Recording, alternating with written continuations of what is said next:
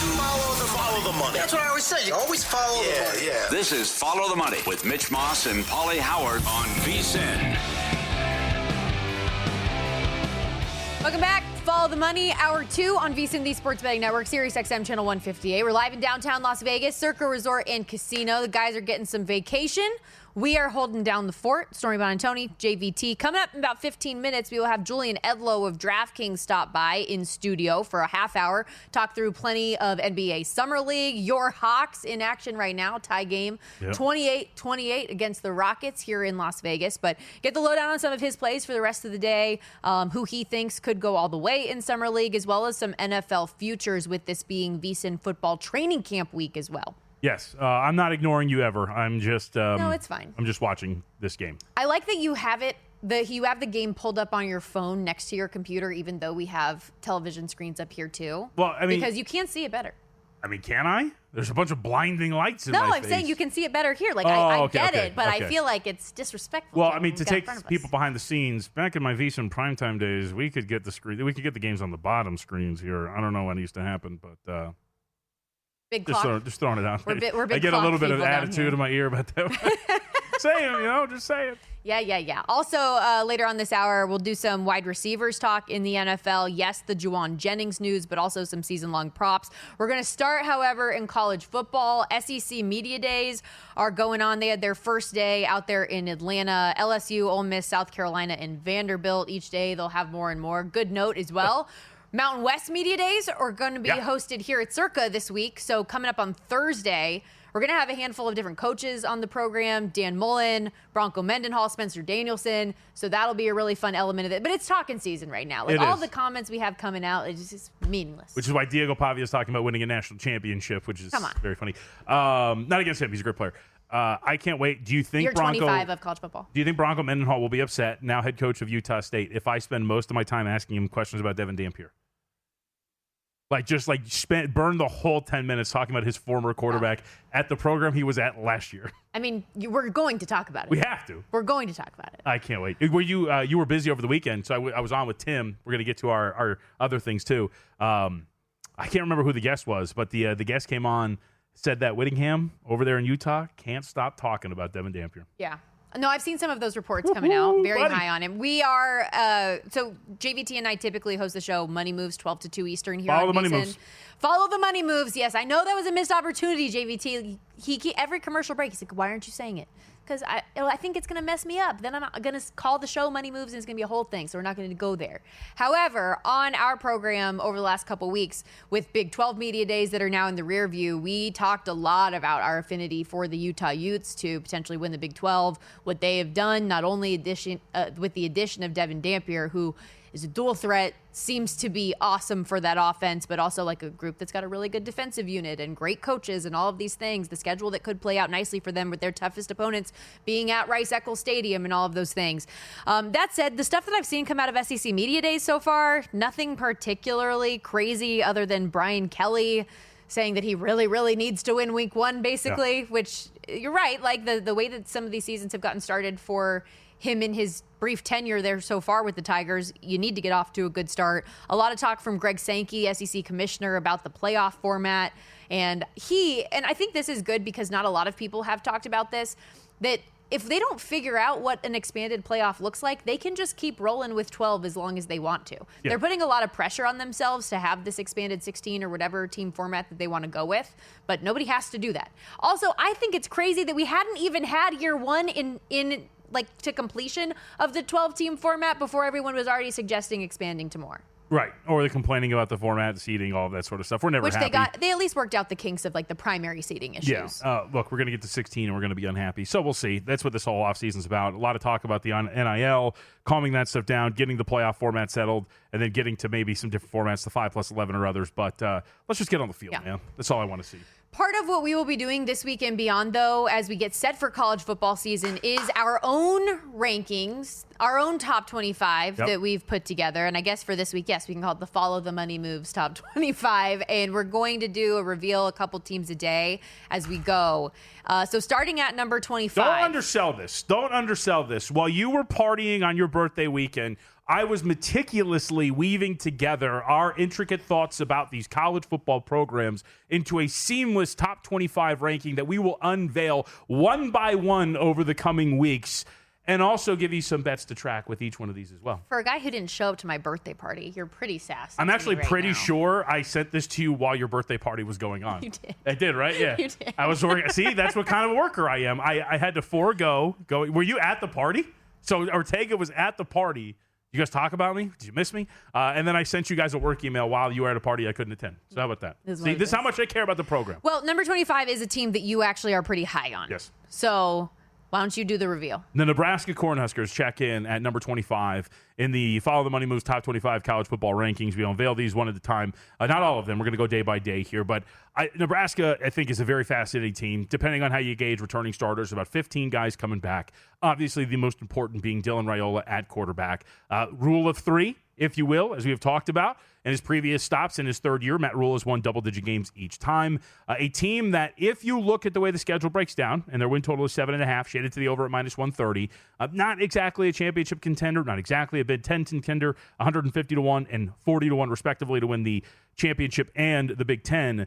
But a team that, Stormy, if they hit on all cylinders, if they are what we expect them to be, you can make an argument that they're favored in every game but one this year. That obviously would be the road game against Penn State.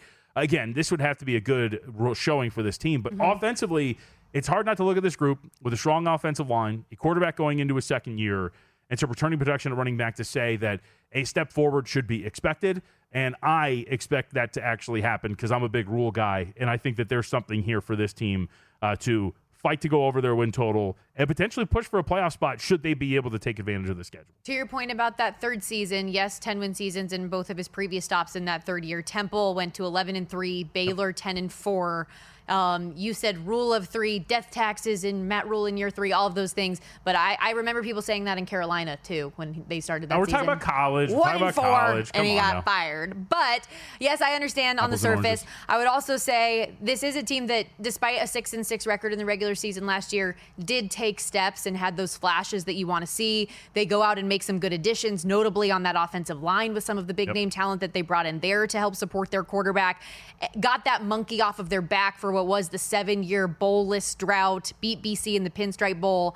And looking through their schedule from last year, 2-5 in one-score games. If you can take that next step, even if we're not saying this is a team that's going to contend as like a top 3 team in the Big Ten, whatever it is, over 7.5. Yeah, absolutely, right? If they can flip that switch and get the most out of their quarterback and win those win-score games. To me, so like one of the things that I wanted to do with each of these, and we'll get to our other team, number 24 right now, was like a bet to come away from with these teams, each one of them. And like you and I discussed, a long shot on Raiola to win the Heisman. Obviously, our next team will have a long shot potentially for that as well.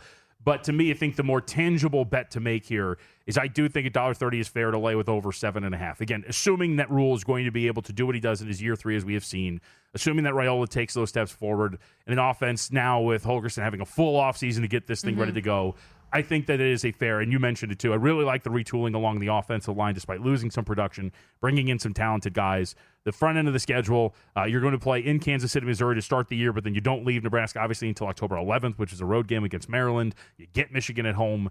I don't think that it is an unfair ask to see this team go 8-4 or better, and I thought a minus 130 was price cheap. People in Kansas City will love that they're going to get like little Mahomes light in the season opener there. So you mentioned, yes, Dylan Raiola, you liked a 70-1 shot on him for Heisman if things were to go pretty perfect. I suggested last week as well a 50-1 on Avery Johnson for Kansas State, and that is who we have coming in at number 24 in our top 25 college football preseason rankings for JVT and I with our kind of combined opinions on teams. I think that last year was similar to Raiola. Like, it's his first year being a full-time starter, had to work out a lot of kinks, had an injury in his hip mid-season that I really think changed the way he played for a good portion of the season. He was a guy who had a ton of hype coming into last year that didn't necessarily live up to it, but we know has all of the tools as a dual-threat quarterback, and he's got some really good weapons on his side of the ball. I love their head coach in Chris Kleiman. The Big 12 in general is going to be such an interesting conference this year. There are a handful of teams that you're going to see show up in our top 25. So does that create carnage for the league or not is still to be determined. But I mean, you look at the totals in this league. Worst win totals are 5.5. The best are 8.5. So which of those handful are going to exceed expectations? But I really like Kansas State and what they have. On defense, they should be really good in that front seven. Avery Johnson's going to have some support, even though, yes, they lose Giddens in that running back room. Dylan Edwards, I think, is awesome. He's a big talent, good wide receiver unit. Matt Wells is your offensive coordinator. Lots of returning talent from last year. And they're among the favorites to win the Big 12. So I don't know, I like Avery Johnson. I think this is a buy low spot on a guy with a ton of potential. And if Kansas State can be one of those two maybe teams that could make the CFP, and I know you're on the fence about that. You think it might be just a one big league, but I think two could get in. Yeah, that's my question, is just, does this league cannibalize itself enough that only one team's going to make it out because the rest of the records are going to be so poor?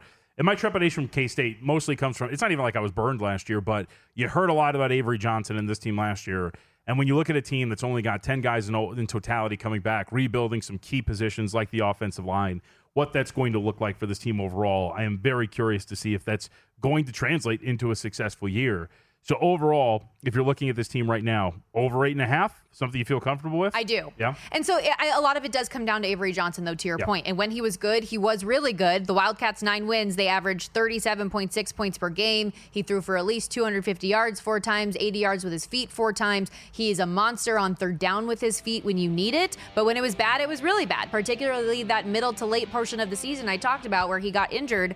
2 interceptions in 3 of the Cats' 4 losses, 58% completions. There's a lot of stuff he has to figure out, but if he can take that step in the maturation process in year 2, I really like what could be ahead for the Kansas State Wildcats. We got to step aside. When we come back, Julian Edlow joining us in studio for the next half hour, talking Summer League and more.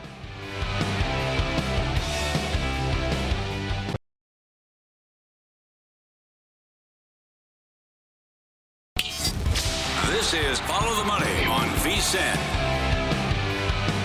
Hawks up 46-42 on the Rockets in the early game of Summer League as we welcome you back. Score next.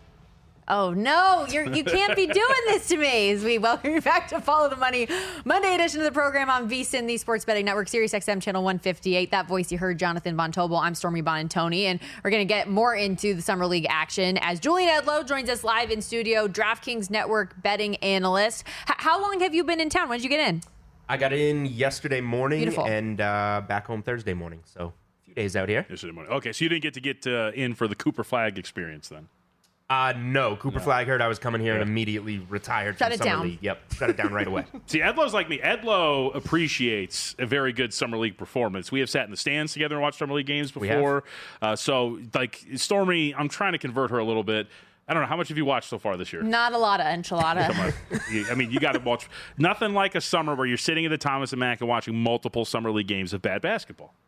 There's just not much else going on, right? We're going to watch some home runs tonight. We're talking. I saw you guys going over college football before I got in here. We're just still hammering the win totals, the conferences.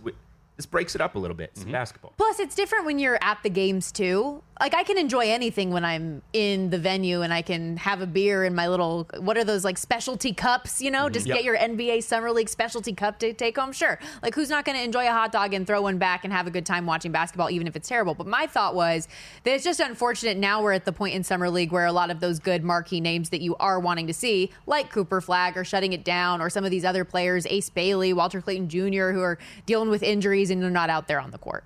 Yeah, it's, watching and betting Summer League is a different wave of games almost. Like, the handicap changes every 3-4 days. It starts off with, all right, you got your Cooper Flags, your other lottery picks, some guys that have been in the NBA for a couple years that are playing 1, 2, 3 games, and then slowly these guys get shut down, and we go much deeper into these rosters, and you can maybe try and find an edge on some teams that are mispriced based on the talent that you're going to see out there on the floor that day. So everything kind of changes, and then with the player props as well, like, once those Cooper Flags of the world and so on are off the board, if anybody else is left that's available that's on the board for player props, there are some guys that are going to jump into bigger roles, just like we do in the regular season with NBA when so-and-so load management and you go and bet another player. Did you bet anything today?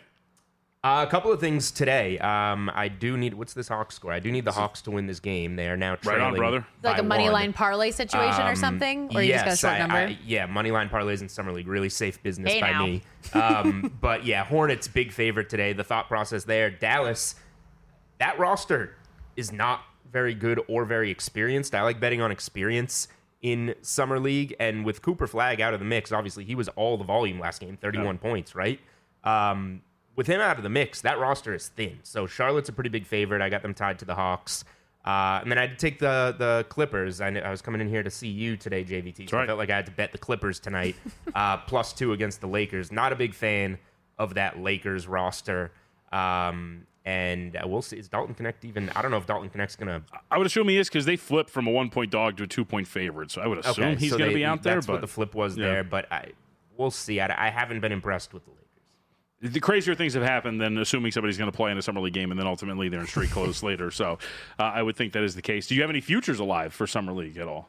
No, I can't. I have a tough time. And I was on with Mitch and Paul last week, and we were talking some Summer League. And, Mitch was bringing up some plays to win it all or MVP. He's got Charlotte as one of them, yeah.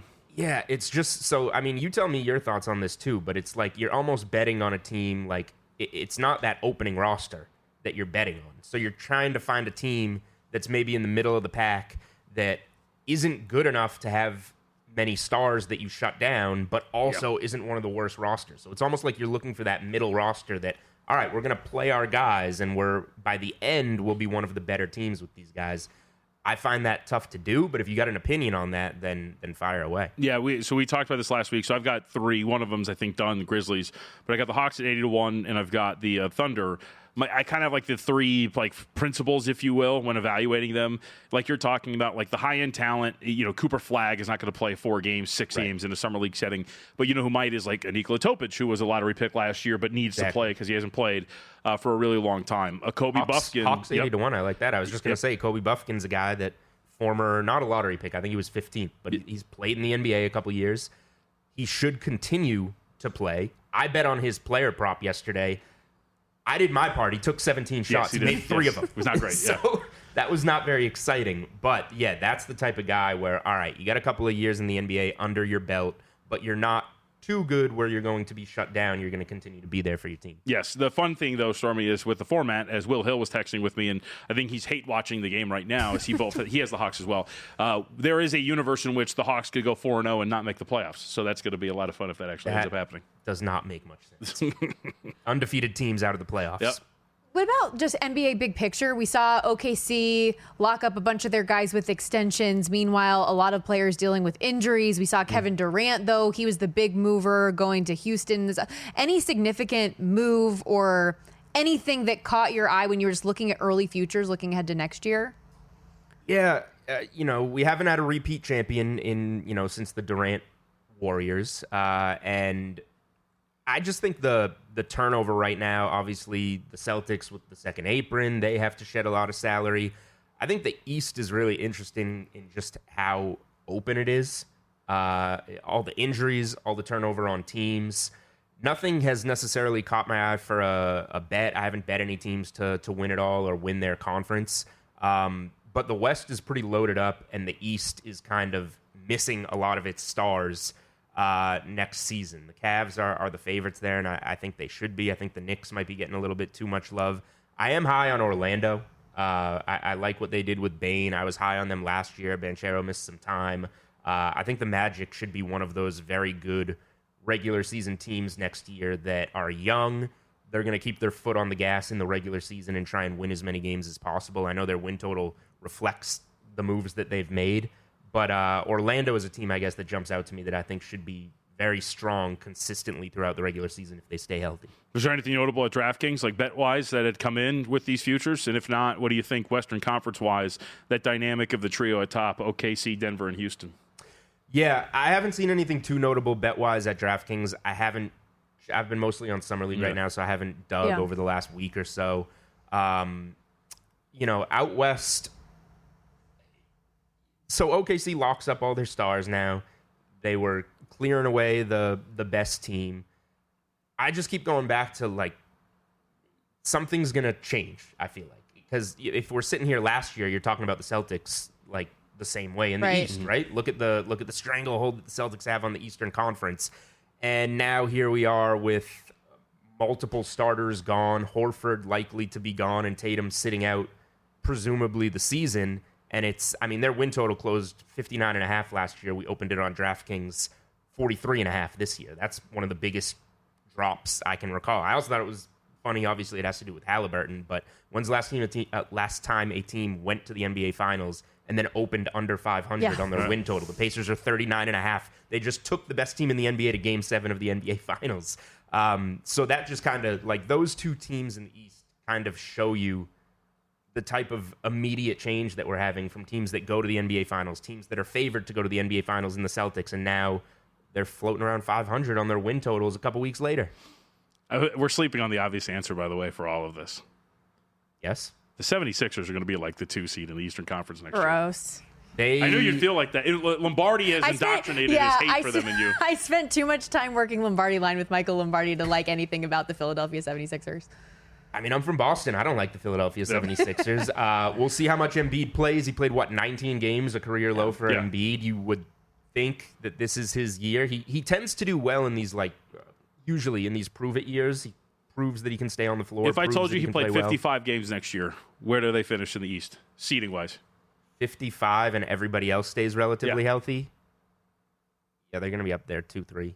You're right. They're 30-1 to win the championship. What are their Eastern Conference numbers? I think they're 9-1. Would you be more interested in the Eastern Conference? Yeah, I mean, generally, you can speak to this too. I think you're probably doing conference as opposed to finals because, obviously a little bit of a shorter path. But, yes, I think they're in the range of 9-1 there. Yeah, 10-1 if we're looking at the screen. So, right now. And those prices show, what the market thinks of the East, right? Because they're, normally you cut the number in half, you're 15-1 there. It shows how much stronger we feel the Western Conference is when you just look at the board for the East there. This is something I think we should maybe pick back up on the next segment because I know we're going to talk a lot of NFL, but I am curious. One of I would say the biggest news items that's been coming out of Summer League is LeBron and the conversation and where is this going to go with the Los Angeles Lakers. For anybody who missed the report from Dave McMenamin, I guess he asked LeBron courtside, hey, you want to come on the broadcast and talk about things? And he said, I ain't got nothing to talk about, which is that an answer in a lack of an answer? So save your thoughts. I don't want to shortchange you with 20 seconds to go. So when we come back, we will dive into the LeBron and the Lakers of it all and some NFL season-long futures that could be worth a look with Julian Edlow. Don't go anywhere. More Follow the Money on VSiN, the Sports Betting Network, coming up next.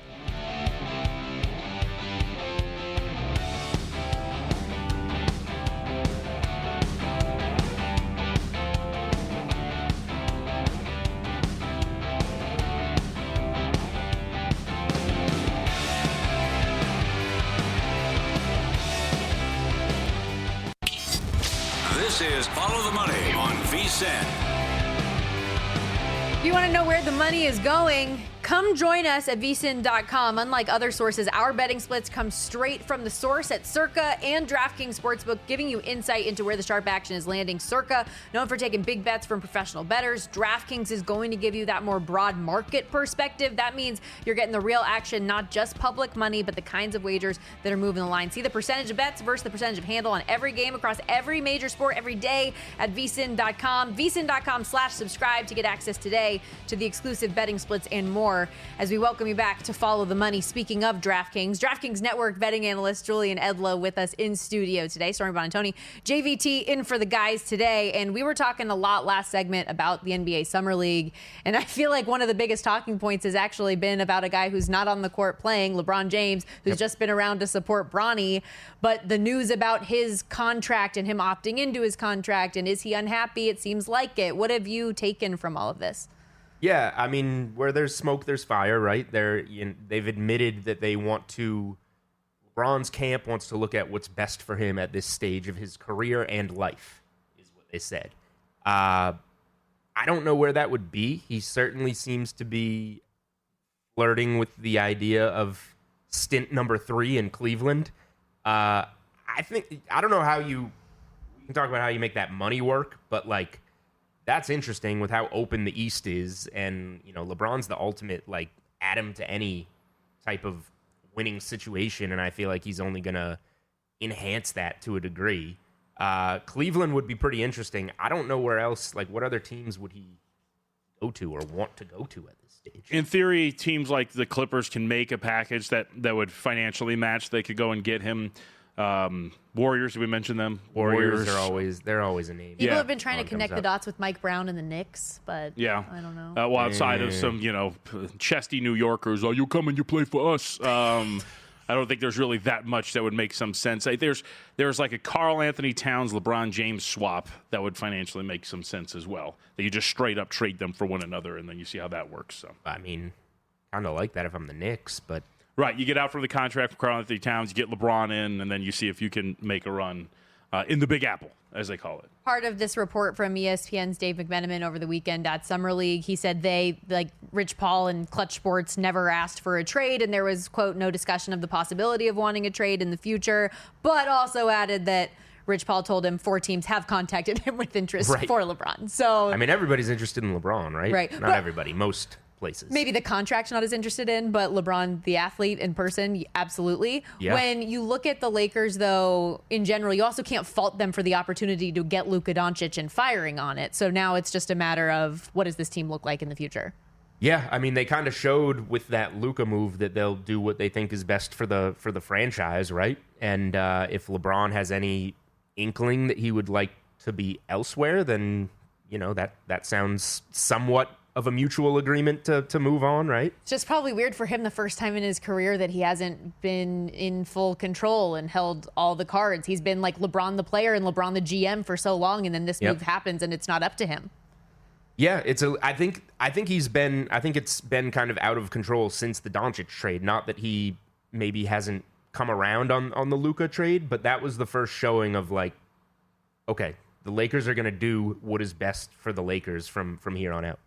9-1 for them in the Western Conference. I think it's 14-1 for the title, which is interesting how close those numbers are. But I just wanted to point out, so Jacob Toppin went out for the Atlanta Hawks here in the Summer League game. How you feeling? Well, no, you laugh, but I actually just wanted to look at this.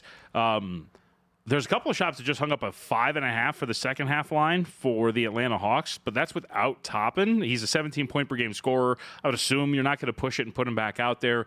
There's some other spots that actually have a 2.5 for the second half in favor of the Hawks, so shop around for that. But if you get 5.5 with the Rockets second half, I wouldn't say no, just considering the fact that Toppin is injured and probably not going to play the rest of this game. Rockets up for the half, 59-55. Atlanta did close a 6-point favorite in this one. Live in downtown Las Vegas Circa Resort and Casino, Julian Edlow, DraftKings Network betting analyst, joining us here. Let's shift gears and talk a little NFL because we are already at that point where training camps are about to get underway and we're shifting gears, looking at a lot of those season-long futures.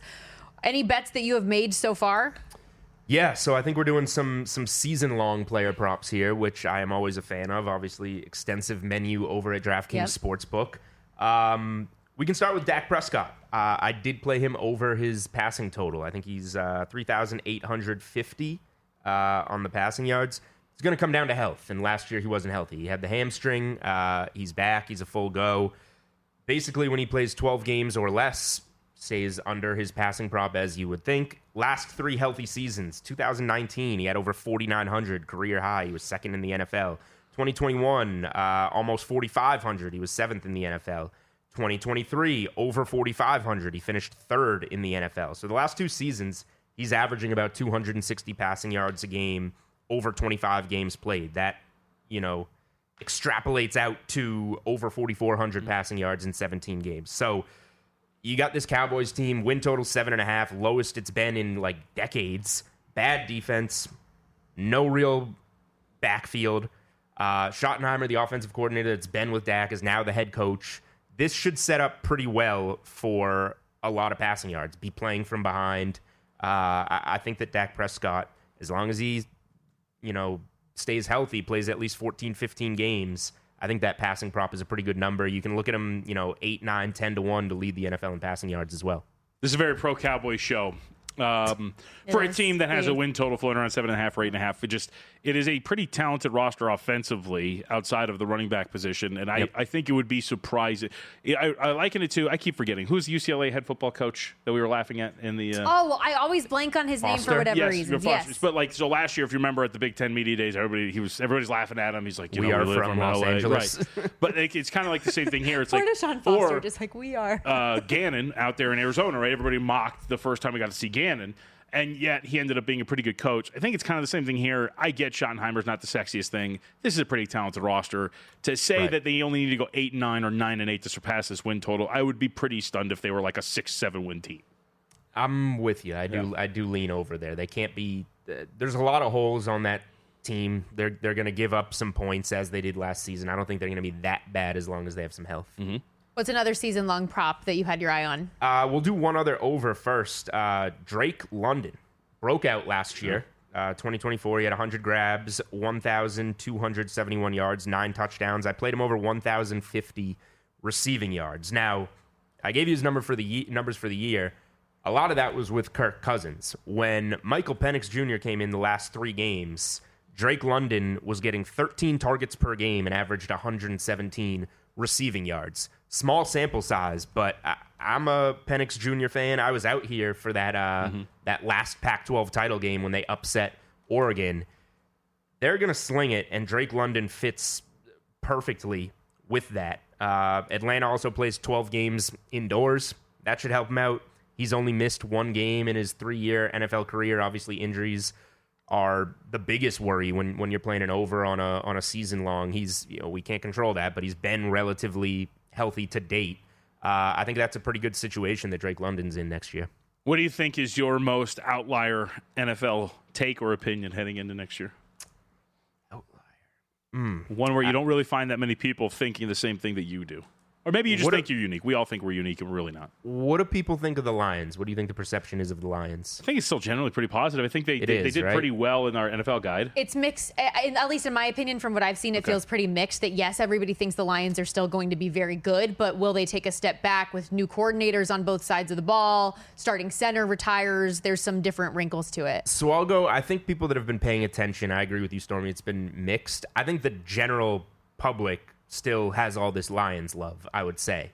And I think it's going to be tough on them next year. Like, Dan Campbell has been put in the best scenario possible, I feel like, in the past by having arguably one of the best offensive coordinators, arguably one of the best defensive coordinators, and then he can just kind of be that rah-rah guy that he is. Losing those coordinators, losing Frank Ragnow to retirement, the starting center, a key piece of the offensive line, I just see a lot of things that set up, as well as a kind of difficult schedule, that set up a step back for the Lions. So the first win total that I played was the Lions under 10.5, which, the juice is going that way. But I feel like the public perception is just a lot of Lions love these last couple years. 11 folks in our guide picked them to win the division. 4 picked them to win the NFC, for what it's worth. Wow. Okay, so that's hype. I'll quote unquote, go against the grain there, I guess. Hell yeah. What do you got going on the rest of the day when you headed back over to Thomas and Mack? Today is going to be my day off from Thomas and Mack. I'm going to watch. You go to the Cox Pavilion. That's what that's what it is. I'm going to watch some home run derby behind us, probably. Nice. I'll be back in the building the next couple days. See what happens over there. Did you place a derby bet, or just going to watch and enjoy? I did play some O'Neal Cruz at a good number. I don't know about him as like the co-favorite. And I like Jazz Chisholm unders. I know we got to go, but these little quick guys don't do as well, I think, in the home run derby. Beautiful. Thank you for hanging out with us. We appreciate it, thanks for having me, Julian. guys. This was great. Check out all things DraftKings Network. Appreciate Julian for the time. We're going to step aside. More Follow the Money coming up after this.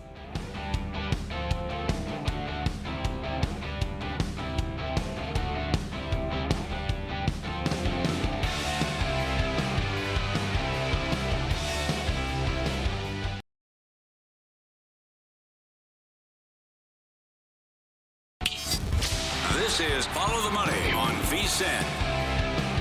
It's training camp week here at VSiN. Follow the Money rolls on alongside Jonathan Von Tobel, Stormy Buonantony with you in downtown Las Vegas, Circa Resort and Casino. Wanted to talk some more wide receivers here. And for anyone who missed it, Garrett Wilson got paid, agreed to a 4-year contract extension with the Jets. Deal's worth up to $130 million, $90 million guaranteed. This is a guy that, even amidst the chaos for the Jets last year, still set career highs in receiving yards, receptions, touchdowns. Has had 80-plus receptions and 1,000-plus yard seasons, all 3 in the league so far. So if you're going to pay a guy, you might as well do somebody like that who's performing and exceeding expectations. I'm a big Garrett Wilson guy, and by extension, a Jets guy this year, too. As much as you can be in a vacuum when you're talking about a team with a win total of 6.5, but 3 straight 1,000-yard seasons, you mentioned it, chaos, despite absolute, outside of last year, garbage quarterback play throughout the course of his career. This guy has been extremely consistent. And so this year, what it means for not only getting paid, but being in this new offense. Remember, the Lions' former offensive coordinator and passing game coordinator comes over, Tanner Engstrad, with Aaron Glenn, to bring this offense now maybe a little bit of a new look. Obviously, the Lions' offense was great. So what does this mean for Wilson, who's going to have, the beginning of the year, Justin Fields throwing the ball to him? I'm very intrigued by what he's going to do this year in this offense and what this team is as a whole, because I think they're a little underrated. The talent is not gone with this group at all, and Wilson leads the way with being one of their more talented players. What they potentially could be on a week-to-week basis, I think, is pretty fascinating, because I think they could be a thorn in the side of almost anybody they face this year. So the thing about looking at Garrett Wilson's season-long props is, to your point, like what are you going to get from the quarterback position? Even with the quarterback issues he's had, last year, 1,104 yards. Year prior, 1,042. First year, his rookie season in the league, rookie of the year, 1,103. His prop for this season is set at 925.5. There is slight juice on the over, but it's only minus 115. So do you think you can get enough out of Justin Fields or whoever ends up, if like something were to happen to him, filling that void? Is he a guy that you know can do enough to be that security blanket player and get 1,000 yards again? I mean, I think so, especially when you look at what the backup position looks like. If Justin Fields doesn't pan out, gets injured, talking about Tyrod Taylor, who comes in as the penciled-in second choice on the depth chart. Taylor, as we know, has been a consummate pro. He's been in the league for a long time. I think you feel relatively comfortable every time he comes in that you're not going to get a big drop-off. He's going to keep your team on track when it comes to at least calling plays, getting out of the huddle, not performing some of these issues. Has a big arm, so I think that's really going to help in regards to delivery there. If you tell me that Fields doesn't start all the games, I still feel relatively confident that if Wilson's going to be healthy, that he's going to have an opportunity again to go over 1,000 yards this year. I do wonder what this new look offense is going to look like again. That if you look at the Lions offense, and especially when it came to the passing game, which again Engstrad was in charge of, you had a traditional drop-back passer in Jared Goff. How much of that is actually the offense? Will they try to force the square peg into the round hole there with Justin Fields, and will that then lead him to struggle, and by extension Wilson? But I do think that when you look at what the Jets' overall offense is going to be and what that rotation at quarterback looks like, I still feel pretty confident he's going to go over 1,000 yards. Another guy I wanted to talk about, and not to belabor the point, because it is my favorite team in the San Francisco 49ers, but everything that's going on with Juwan Jennings right now, it's just when I thought that the 49ers were going to have an offseason without any drama because they get Brock Purdy signed, they get the deal done with George Kittle, with Fred Warner, they're doing all of this stuff, then the Juwan Jennings news comes up that he wants to get paid more, wants a contract extension, or he's going to request a trade, is due to make $7.5 million this season for what is the final year of his deal.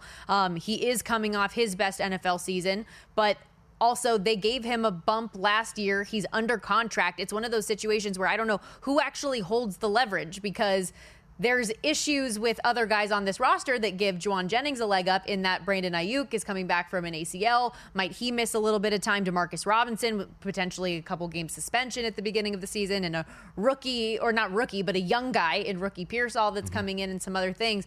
Do you actually have a little bit of legs to stand on with Deebo Samuel out and that wide receiver room kind of needing you? But also, he is a guy that is under contract. So the 49ers have that leverage there. Yeah, I think with Jennings specifically, if you I'll remove the contract and just look at what he's been. I think he deserves it. If you look at it from a PFF grading standpoint last year, 83.7 PFF receiving grade. He was one of the better ones. He was obviously the best one on their roster. 6 touchdowns, 12.7 yards per reception. If you looked at it from a drop standpoint, yards per route run, all of these things, he was a very good receiver, and I think you can argue that he is worth what he's asking for at this point right now. And then you look at what you're talking about, which is the issues at wide receiver that you've already mentioned, the absence of Samuel, Brock Purdy desperately needing a target that he can rely on in a very big year for him in that, yes, he got paid, but still questions remain about what he is as a passer when the system is not perfect around him. I'm a big Juwan Jennings guy. I think we saw those flashes throughout the early portions of his career, and then the breakout year last year just under those 1,000 yards. He's going to be an integral part to what we have talked about with this 49ers team. If you're going to achieve going over your win total, if you're going to achieve going and competing for a top seed in the NFC, it's going to be with Juwan Jennings having a pretty good role. Good thing is he's going to report to camp, it seems like, by all accounts, so I cannot wait to see what this looks like. But either way, like you've said, it always seems to be something. Yeah. And you don't really want that. And he's a great blocking wide receiver. Like, he does a lot of the little things, the dirty work, all of that. I want him to get paid too. I just don't want San Francisco necessarily to pay that type of money to another. They do a great job of paying their skill position talents and like the guys that make a massive difference for them. But I think all of us that were 49ers fans expected this to be the final season for Juwan Jennings with the 49ers, and then he'll have an opportunity to go double his contract elsewhere. As far as this year goes, I don't know. We do love the 49ers. We are all in on their season win total. I think this can be a team that could potentially, given the ease of their schedule, really bolster those numbers. And we even threw in some long shots on a number 1 seed or different. There's a lot of different ways I think you can bet on the 49ers this year. Coach of the year, 30 to 1. There's a lot of different angles I think to buy in on the 49ers. And per a lot of these players that have come out and said Christian McCaffrey looks unbelievable, gives me you know how I feel about Christian McCaffrey, and I struggle with the injury issues that he's had. But when you have people talking that way about him, and he is kind of like that key cog of what makes all of the schematics that Kyle Shanahan tries to do work, there's reason for excitement. Okay, let's look at some other big name guys. And are there some of those top tier receivers in the market right now who you think, based on a prop perspective or an offensive player of the year perspective or whatever it is, are either worth a buy in or a fade? So I thought there were 2 guys that were worth mentioning from a receiver standpoint to talk about for offensive player of the year. The first is one that I've wrestled with a bit, but let's go to the NFC North with Justin Jefferson, because I think this is a really interesting dynamic that's going to play out here. The very obvious question is, we just don't know what J.J. McCarthy is going to be a quarterback. You can have your projections, you can have your beliefs. The fact is that he has yet to play a snap in the National Football League in a regular season, and we don't know if this is going to be a success or a failure. Now, either way, I think that I feel pretty confident in what is essentially a rookie quarterback, Stormy, really zeroing in on his best option at wide receiver, which is Justin Jefferson. Jefferson's been an animal since he has come into the league, outside of the season that was cut short with a couple of injuries. Like, this is a dude that is going to get his. He, for his career, averaging 94.5 receiving yards per game for his career. He's absolutely insane. And if we're talking about a dude who's going to get, again, zeroed in on very high target share already, but maybe even a skosh more, just because he's going to have a young dude playing quarterback who wants to rely on him. At 17 to 1, I feel like that's a boomer bust offensive player of the year play. He could not come close because of the struggles at quarterback. Let's say McCarthy looks like a true rookie and they have some questions about how that position plays out. Or he just eats and gets a ton of targets. And even last year, gets close to, surpasses the 1,500 yards and 10 receiving touchdowns. What if he gets 1,500 yards but adds on a few more touchdowns there, 13 to 14? Then you can make a really strong case that he is going to be in contention for offensive player of the year. Yeah, and at 17 to 1, and you'll have a little bit of narrative with you too with the young quarterback. Then if you're that target, that security blanket, he has gone over 1,500 yards 3 of the last 4 years, over 1,400 in 4 of his 5 in the season, in his career, excuse me. And I think about even like the end of 2023 when he was getting the Nick Mullins experience, he was still just balling out. So maybe he's one of those guys that's kind of a quarterback proof target regardless. So I like that. His total for the year also, by the way, 1,250.5 yards. But if you're thinking that he can get that type of a season, the 17 to 1 on an offensive player of the year is great. Jamar Chase. He is the defending Triple Crown winner. Joe Burrow is still there, coming back healthy, feeling good. What kind of numbers do you think he could put up? I mean, I think they're going to be really good. I hate that I feel this way about this Bengals team and overall this offense. The questions are all on defense. Obviously, Hendrickson and what that looks like, how bad this is going to look. But overall, I have full belief that Joe Burrow and Jamar Chase are still going to be the best 1-2 duo when you're talking about wide receiver and quarterback. And I have almost like blind faith that this dude is going to be able to put up some numbers. And to that point, if we believe that that's going to be the case, I actually thought receiving touchdowns, 10.5, was a number that seemed somewhat light. He obviously had 17 last year. he's capable of going over that number. Again, when you're talking about volume of targets, the reliability that his quarterback has on him, I thought 10.5, not even shaded, just minus 110 both ways. Receiving touchdowns for Jamar Chase was the way to go. Another Offensive Player of the Year candidate I think that could be worth a look is Amon-Ra St. Brown at 30-1 for the Lions. He plays in one of the league's best offenses. There's so much concern, as we talked about with Julian Edlow, about the new OC and other factors. Maybe that's a layer. And you're not going to get overshadowed by, but he's got an amazing quarterback. It's not him. Because of Jared Goff, obviously people love him a lot more now, but I don't think he's looked at in the same echelon as Joe Burrow. That said, we're going to set aside more action coming up next.